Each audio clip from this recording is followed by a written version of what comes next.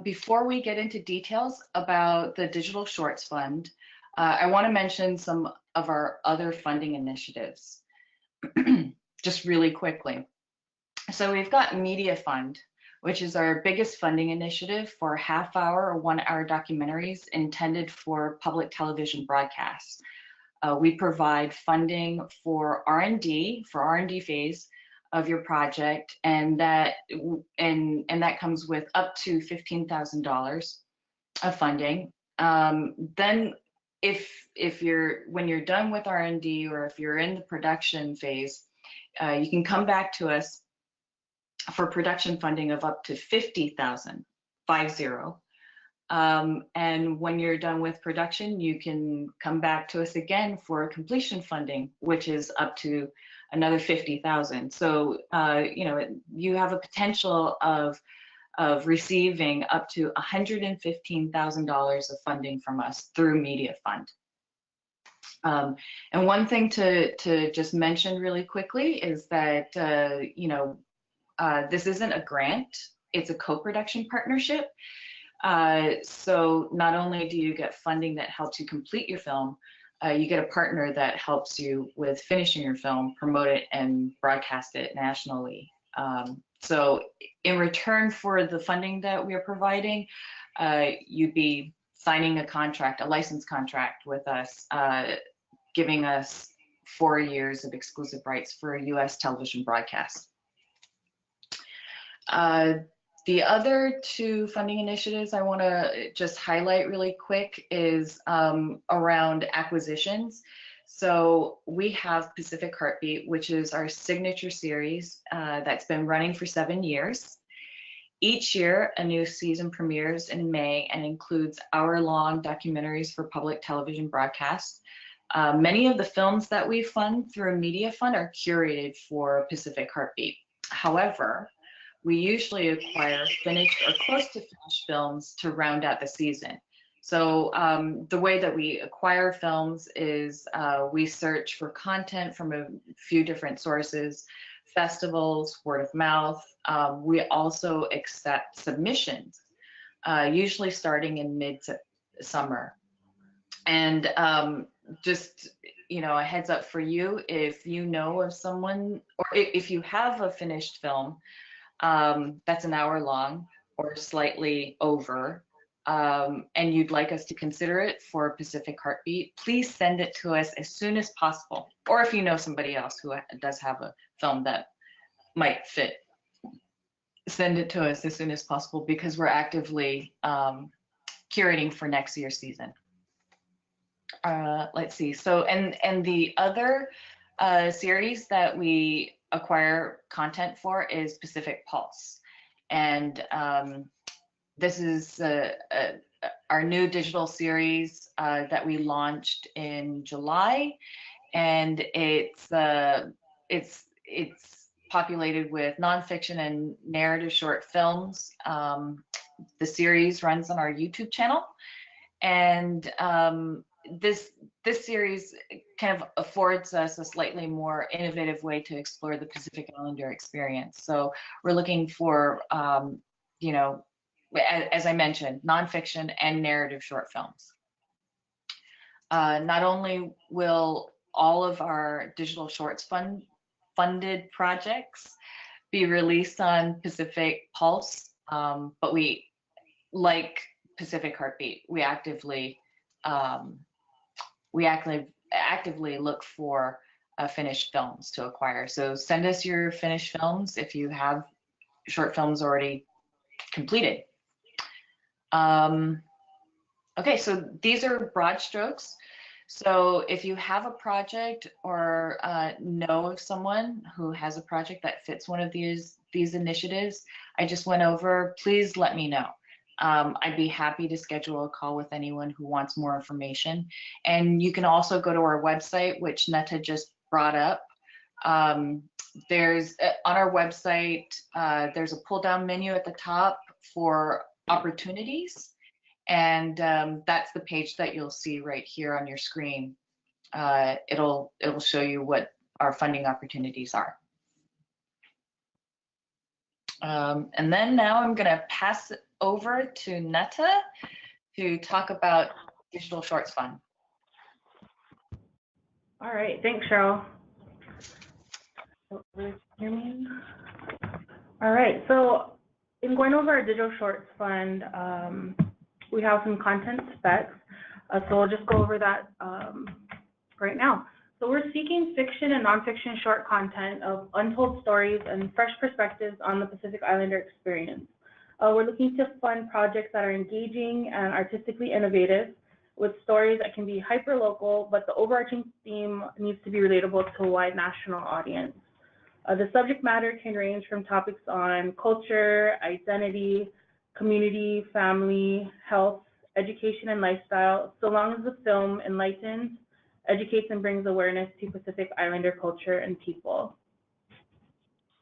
We prefer contemporary subject matter, but historical stories are fine as long as they have a connection to contemporary issues. As far as the project scope goes, the maximum amount of funding that applicants can request is $25,000, and this would be for single fiction or nonfiction films of 15 minutes or less. We'll also accept proposals for a web series. However, the maximum amount of funding available would still be $25,000. If you have an idea to do a web series, we recommend applying with a pilot concept. That way, if it's a good proof of concept, then PIC would consider funding the series. And the length for each of those episodes would still need to be 15 minutes or less. Submitted projects can be at any stage, whether it's R&D, production, or completion. And regardless of that stage, if your budget is larger than $25,000, then you'll need to raise the remaining funds, fill your budget, and are required to finish the project within a year of signing your contract. As far as budget considerations go, please keep in mind that you'll need to budget for items such as title research report, your own errors and omissions insurance to cover the film from the first exhibition, which are typically film festivals, copyright registration, and transcripts for closed captioning. You're not required to have a bookkeeper, but standards are high for keeping accurate records, so you'll be required to report on your spending in great detail, so you might want to look into hiring one. Please keep in mind, as Cheryl mentioned earlier, that PIC is not funding grants. It's a co-production funding, which means that you'll need to enter into a contract that licenses PIC the right for streaming, which is typically 1 year exclusive and 3 years non-exclusive. You, as the filmmaker, will hold the copyright and creative control, and there will be an option for broadcast, revenue sharing, and crediting requirements as well. Also, if you are awarded funding, the producer and director of each project will be required to attend a 2.5-day orientation in early January as a condition of funding. This is one of our new initiatives that will be our chance to meet face-to-face and for you to learn more about PIC and what to expect from us as a co-producer. You'll also hear from fellow filmmakers and industry professionals, workshop your project, and have a mentor to work with you through the completion of your film. Projects that are completed will be distributed on public media digital platforms with an option for a public television broadcast. So with that being said, we are going to go on over into our website and show you a few things there. And as Cheryl mentioned before, if you go on over to our website, click on this opportunities tab at the top. It brings a drop down that you can choose a different funding, or you can just go ahead and click it from this main page. So going to the Digital Shorts Fund page, you'll see there's a lot of information that we just went over here on this first page. Oh, sorry, let me share this. Thanks. Sorry about that. So over to opportunities, click on Digital Shorts Fund. There's a lot of information that we just went over here. If you click on the How to Apply page, you'll see that it brings up an overview, and then it delves right into application materials. Now, I just wanted to let you guys know that our website has not been updated yet. So hopefully by next week, early next week sometime, this will all be updated with our new specs that we'll be going over right after this. Also wanted to point out that if you go under this application materials section, there's an area that states the independent review panel will evaluate your blank based on. So each one of these sections, there's a little snippet of what our independent review panel evaluates your project on. And the independent review panel is comprised of industry professionals that actually will go in and score your applications and provide comments based on the applications that you submit. So it's a little helpful tidbits down here as you're submitting your app. And there is also a FAQ question, section here, frequently asked questions. So maybe later on, if you want to go through that and see if there are any other questions that people have had that you have, just go through that. And then you can also email us anytime if there are any questions that aren't addressed there. So moving on, for webinar purposes, I'm actually going to take you through the actual application here. So when you click on the link that's going to be provided for you through our website, it'll bring you up to a page that will have you create a login and password, and that can be used throughout the application period. You can go in and out. It'll automatically save everything that you're doing in the application. So after you sign in, this is what's going to come up. Our digital shorts fund application form.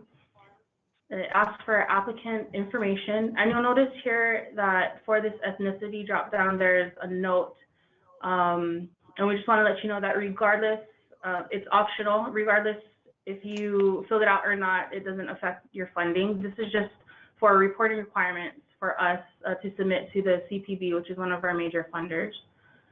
So after you go and fill out all of this applicant information, you'll scroll down here and see this program information section where you'll put in your project title, your status of your project through this drop down. So whatever stage you're in, go ahead and click that.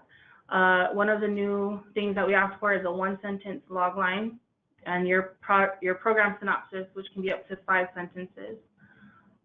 There's a space here for your program length, and if you'll note, film should be no longer than 15 minutes, as we mentioned before.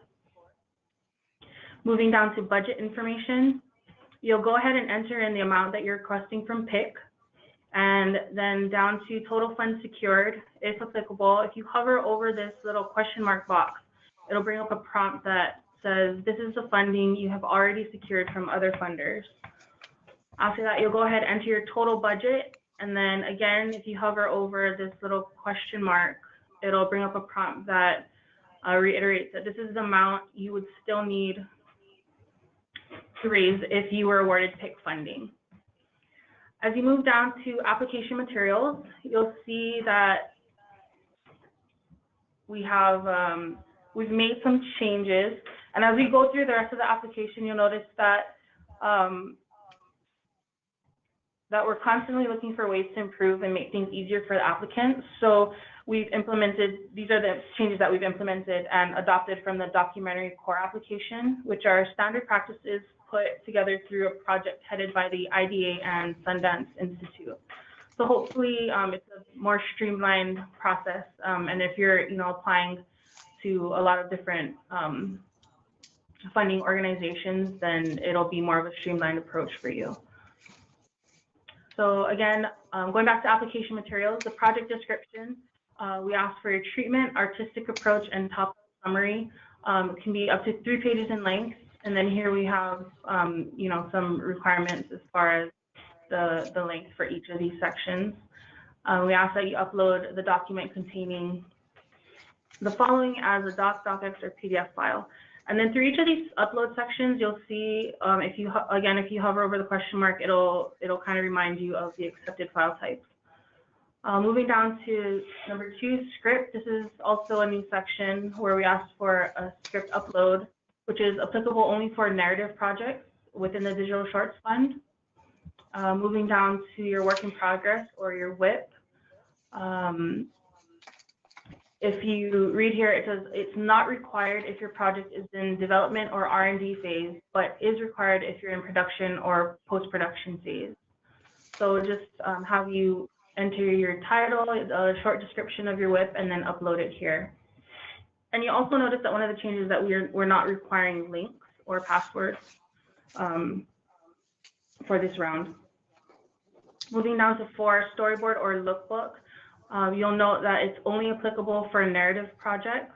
And if your project is a narrative short and you're in development, R&D, or early production phase, then you'll need to submit this section. Again, you'll go and give us a short description of your storyboard or lookbook and then upload it down here. Moving on to work sample. It's required for all applications, and you must follow the following 2 bullet points. Again, you'll note that one of the changes we made is that we're only requiring 1 work sample, whereas previously we were requiring 2. Moving down to 6, key creative personnel.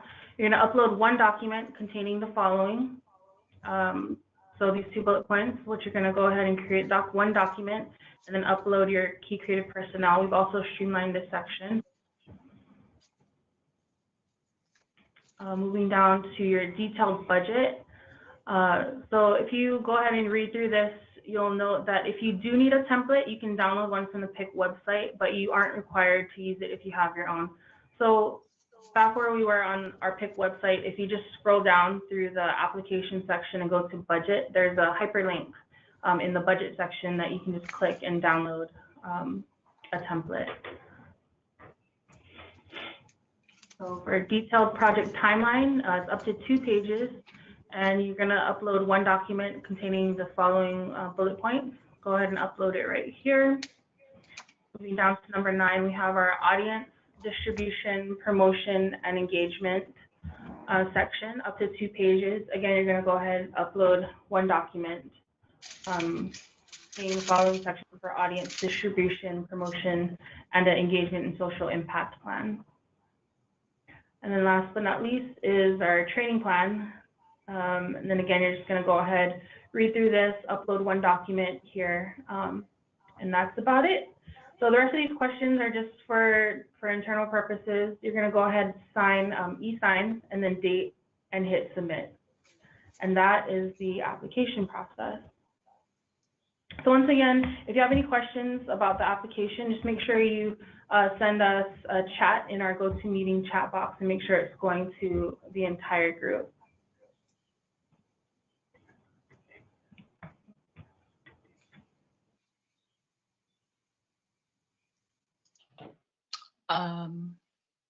I think that's me next. Yeah. So thank you, Netta, for going over the application process. So we wanted to kind of wrap this up by going over a case study as an example. So over the last year, I've fielded a few questions regarding what we mean by fresh or creative or innovative. So I wanted to use Down on the Sidewalk in Waikiki as an example of a strong project that ticked all the boxes. Down on the Sidewalk in Waikiki is a film by Justyn and Chong, and is an adaptation of a series of poems written by the late Hawaiian poet Wayne Kamuali'i Westlake. And Westlake's expansive body of work was influenced by his Taoist philosophies and saturated with the struggles of a Native Hawaiian living in the mid-20th century. Themes addressed in his poems are displacement, identity crisis, poverty, and urban development. And so all of these themes, because the film is adapted from Westlake's poems, Westlake's work, also resonate in Justyn's film. And also I just wanted to mention too is that Justyn has been kind enough to join us in this webinar. So I'm gonna, in a moment, I'm gonna kick off a Q&A session with him, but also feel free to chat questions specifically for him in the chat box, in the GoToMeeting chat box. So just really quickly, I wanted to mention what was so innovative about this project is that it's a visual translation of literary work, and not just of one poem, but a series of poems. And Justyn was able to clearly and concisely articulate his vision in his proposal, so much so that it wasn't difficult at all to visualize what he had in his head. The project takes a lot of creative risks with visual language and stylistic approach, and overall it was a cohesive and compelling story that he presented in his proposal. So Justyn, are you there? Great. Hey. Okay, I'm gonna turn my camera on too. Okay. So Justyn, thanks again for joining us. Can you hear me? Yep, I can. Oh, great. Can you hear us? Yes. Are we on? Sorry. So Justyn, before I get to asking you a few questions to kick off the Q&A, I just wanted to see if you had anything else that you wanted to mention about your project.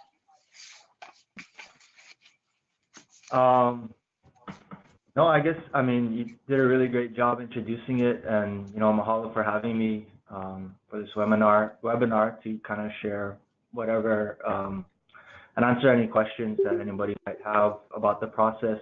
I guess for Down on the Sidewalk, I know you had kind of asked how the project was conceived, or the idea was conceived, and how we went about, yeah, I guess translating the vision. But basically, I was approached by a high school English teacher of mine that I was really close with, who was really good friends with Wayne Westlake back in the 70s and 80s, and you know, is also a literary person, a poet. But Westlake passed away young, passed away in 1984 in his early 30s, and so a lot of his work went unpublished and went unnoticed. And his really good friend, Richard Hamasaki, who was my teacher in high school, ended up gathering together a bunch of his unpublished work and publishing an anthology through UH Press in, I think, 2009 or 2010.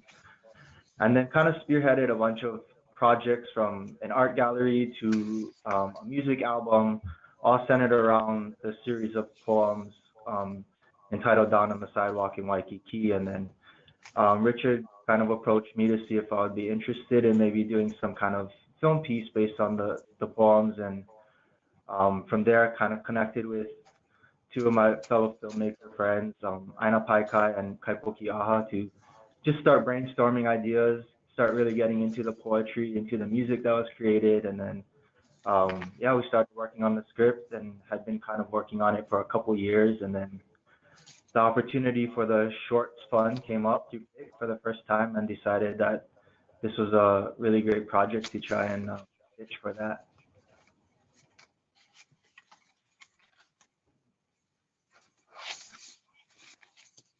Oh, you're on mute. Can't hear you. Sorry, Cheryl. Or mute button. Thanks for sharing your creative process, and you know how you got to the point of applying for the Digital Shorts Fund.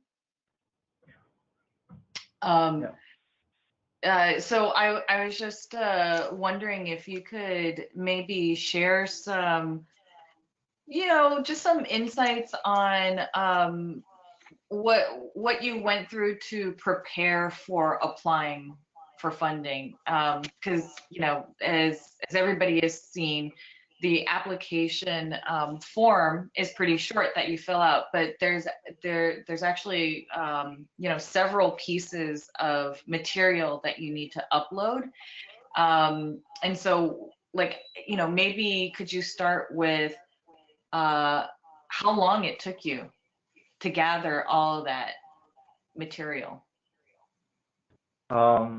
Yeah, I mean, it is quite a lot, and going through the process, really realized that it's great if you can give yourself as much time as possible to really, take your time crafting your treatment, putting your vision together, and making sure that you're thorough in communicating what you see for your film, and how you're going to execute it, and what that's going to take. And so I think for me, I spent a couple of weeks, several weeks, kind of putting all the pieces together.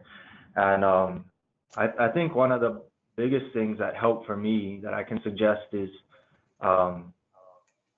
sort of giving myself enough time, especially with the lengthier parts like the treatment or the vision statement and the budget especially. Really took the time to send it to a couple of mentors, other filmmakers, other people whose opinion I trust, to kind of read it over, provide feedback, and kind of help me shape it. And so I think I went through several drafts before submitting, actually. Yeah. That's really great advice. I would also add that I completely agree with Justyn that if you can get fresh eyes on pieces of your proposal and get feedback and build enough time into the process to go through different drafts, then absolutely you should. Excuse me. I would also offer that I kind of have some time set aside as open office hours. If you want to send me your proposal, I'm happy to take a look at it, give you feedback. The only thing I ask is that you send it to me about 3 weeks prior to the deadline, at the very latest, 3 weeks prior to the deadline, because I want to be able to, commit as much time as possible to reading your material and then giving you meaningful feedback, and then, having you figure out whether or not you want to incorporate that feedback into a different draft. So yeah, thank you for that, Justyn. So, I know, so we've gone over the application materials. There's several pieces to it. Frankly speaking, like which did you feel were the most challenging pieces to kind of come up with? Personally, for me, I think some of the more challenging pieces was, the budget, for sure, to really try to be as realistic as possible, and as thorough as possible in including everything that I think I would need to execute production of the film, post-production, and then and even post in terms of marketing, social media, that kind of stuff, distribution, and then also realizing that the reality of what it's going to take to fulfill the vision of your film might be beyond the scope of the $25,000 that PIC is offering. And so, which is completely fine. Our budget was over that amount. And I think it's good to know that if it does go over that amount, just be aware of and I guess work into your plan how it is you're going to fill in that extra amount beyond the funding that PIC is putting in, whether that be through in-kind contributions or other sources of funding. And so that's what we did, and went through several drafts of the budget for sure. And what's really awesome too is after submitting the whole application and the proposal, when PIC and the independent review panel actually does get back to you, they provide you a thorough list of feedback basically for each one of the sections, and that was super helpful. I think one of the sections, another one was the training plan, basically how we're planning to incorporate and mentor other Pacific Islander filmmakers or individuals to kind of help cultivate that, this film realm here. And I think some of the feedback that I received for that one was I could have been a little bit more specific in actually identifying individuals instead of more generalizing the plan. Another bit of helpful feedback that I received was in the script itself, in terms of a bit of the story structure and stuff like that. And so really taking that feedback into consideration, after getting awarded the grant funding, Ina, who is actually the screenwriter for this project, kind of went back and re-looked at the script and actually changed a whole bunch of things to be a little bit more in line with the feedback that we had received, and also to be a little bit more in line with the vision that I had outlined and the treatment that I had outlined in the application. So all of those things are very helpful in the process, yeah. Great, thank you. So I just want to remind everyone that if you have any questions, feel free to chat it in the GoToMeeting chat box. Oh, okay, I see Connie. You have a question, so I'll go ahead and read it. Is the storyboard required for narrative, and if so, how detailed? Okay, well, I'll take that question. It is. I wouldn't say it needs to be super detailed, but just something that is nothing that you would normally do for a narrative film, for Hollywood or anything like that. But just something that is a visual aid that would supplement your treatment to represent, just your kind of stylistic approach, and your eye for how you want to shoot things. There's a storyboard and or a lookbook. So also, if you don't have a storyboard, you can submit a lookbook. Again, just a supplemental visual piece that will support what you've written in your treatment. Okay, let's see. Yeah. I'll add in that for mine, I didn't submit a storyboard. I decided to submit a lookbook as well, which is, like Cheryl mentioned, mostly just images and ideas that help to communicate the visual style of the film that you're trying to tell, from settings to characters to tone. And I really just pulled from other films that I was kind of using as, or wanted to use as the visual style or ideas for the visual style. I pulled images just from Google of settings that kind of encapsulated the world of this film. And so, it's going through that exercise actually really helped in pre-producing the film, because, these are all items that you're going to want to put together when you're communicating all of these things to your director of photography or your crew or anything like that.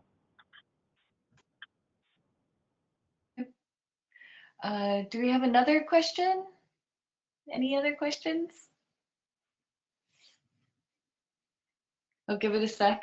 Oh, here we go. Holly has one. Oh, whoa. Okay, there are many now. Let's see. How complete does the application need to be for you to review it 3+ weeks before? Are you willing to review parts of the application, e.g. script and lookbook? Yes. So you don't need to send me the complete proposal, all the pieces. You can send it to me piecemeal. That's fine. Just what I would say though is that if you're going to send me items piecemeal, you might want to think about sending me things kind of grouped together, like, if you have your treatment, send it with your script, because, those two kind of they go closely hand in hand, and it would be really helpful to take a look at both at the same time. And or your lookbook or storyboard too.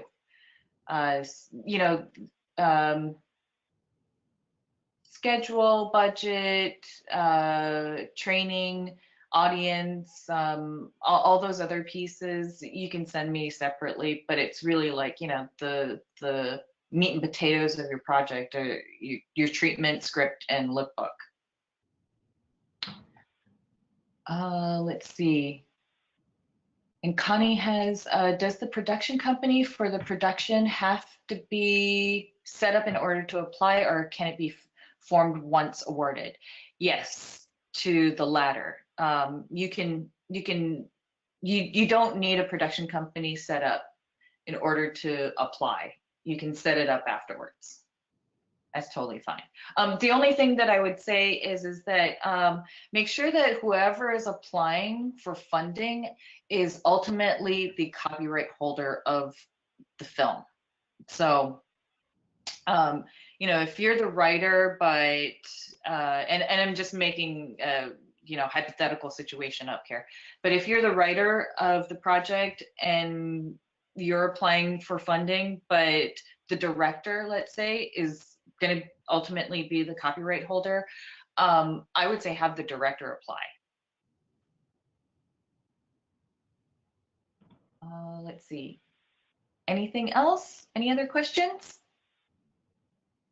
Cheryl, I did receive a couple of email questions this morning from a couple of people that were joining us from New Zealand, and they wanted to know if they could apply, if people from other countries could apply. So if you wanted to touch on just a little bit on that process. Perfect. That's actually a really good question. So you can absolutely apply if you're a non-US resident. The only catch to that is that because our funding comes from US public monies, if your project is awarded funding, we would need to have our funding go through a US fiscal sponsor. So you would have to set up a fiscal sponsorship with a US fiscal sponsor, and our monies would flow through them to you. If you are really thinking about applying, and I hope you are, I can send you a list of fiscal sponsors that we've worked with in the past, because we have funded international projects.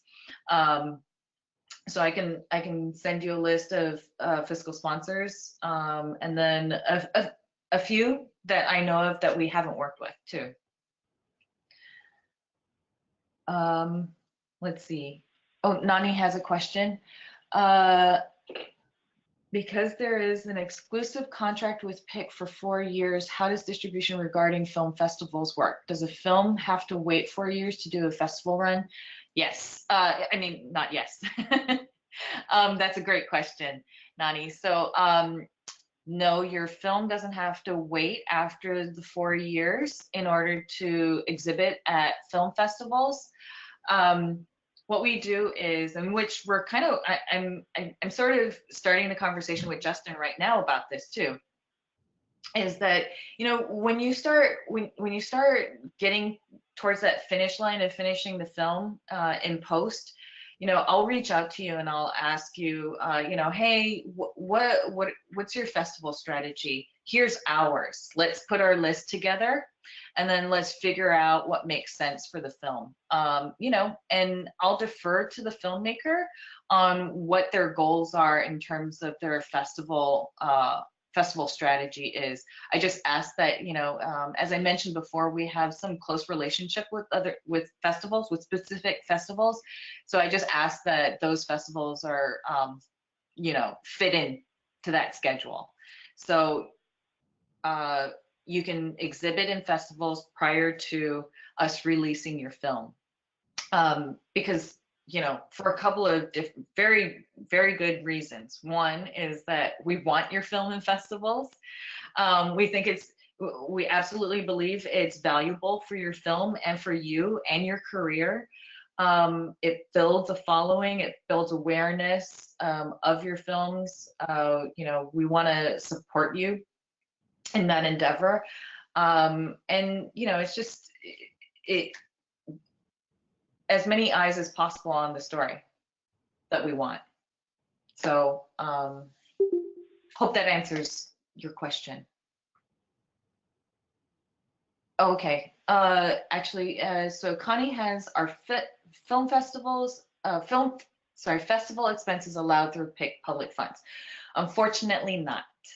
So our funding can only go towards hard costs associated with making the film. We do allow for a little bit of your budget, or a little bit of the PIC funds to be allocated to promotion and outreach, but for festival expenses, unfortunately, CPB frowns on that.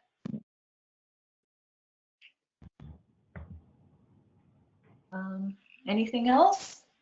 Any other questions? And Justyn, do you have anything to add around festivals or anything else?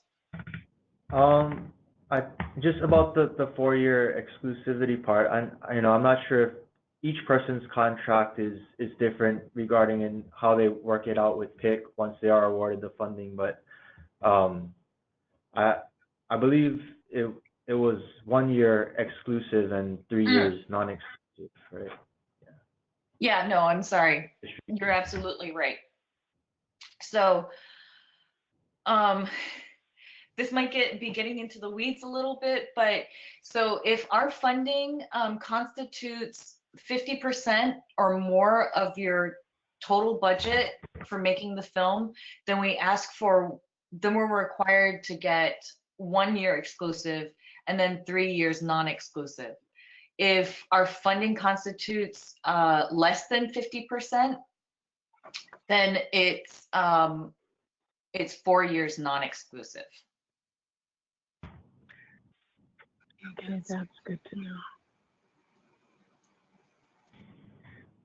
It's good to know. Oh, so Justyn, when's your film done? When can people see it? Hopefully soon. Yeah, no, still working on it. We're deep in post-production right now, but hoping to finish in the next, probably 2 months or so, and then start submitting to festivals from there. So, yeah, be on the lookout. All of Oh, and just a really quick plug that if you're not following us or if you haven't liked us yet on Facebook, that is a very great way to know when Justyn's film is going to be out and where to see it. Yep. Let's see. Sorry, Ianeta? Yeah, so I was going to say, while people are coming up with questions, I just wanted to kind of go back a little bit for our timeline. Just really quickly, I just wanted to go over something. So as far as after you submit your application, we do have 3 more steps in the process. So after you submit it, it's going to be reviewed by the independent review panel, which I mentioned before. It's going to come back to us for processing. We'll give you notification, and then whether or not, as Justyn mentioned before, whether or not you're funded, you're going to receive comments from that independent review panel. And this is kind of what the timeline is going to look like for this digital shorts fund round. So it's going to open in September. The link to the application is going to be provided through our website. The deadline is going to be on October 5th. And then the independent review panel is going to review all the applications and submissions. It's going to take them about 6 weeks. And then it's going to come back for processing for another 3 weeks. And you should receive notification by December 7th. whether or not your project is funded. And then again, the comments should be back to you by January 4th. So that's our round one. Our round two, sorry, it's supposed to be 2019, is going to open on April 18th with the deadline of May 3rd. So yeah, if you guys have any questions about that as well, you can go ahead and send those through chat. Okay, and then If not accepted, still get a helpful review. Yes, they do. So regardless of if your project gets funded or not, we still provide comments from the independent review panel. And I still offer everyone, again, regardless of if you're awarded funding or not, I still offer everyone, you know, an opportunity to speak over the phone and to discuss the comments too. If you have any questions or concerns, or you know, if something wasn't clear, you know, I'm happy to elaborate. And then as a reminder too, we're just wanted to remind you that the webinar is going to be posted on our YouTube channel. So like Cheryl was saying, if you're not following us on social media, go ahead and do that, and we'll also post reminders of where it's going to be in links to this webinar as well. Great. So we're just about at the hour mark. So I think we could wrap it up. And again, you know, if you have any questions after this too, please send it our way. We're here to help. All right. And then, Well, yeah, so you can shoot me any questions. My information and Cheryl as well is on our website. I'm all on there. So shoot me an email, give me a call.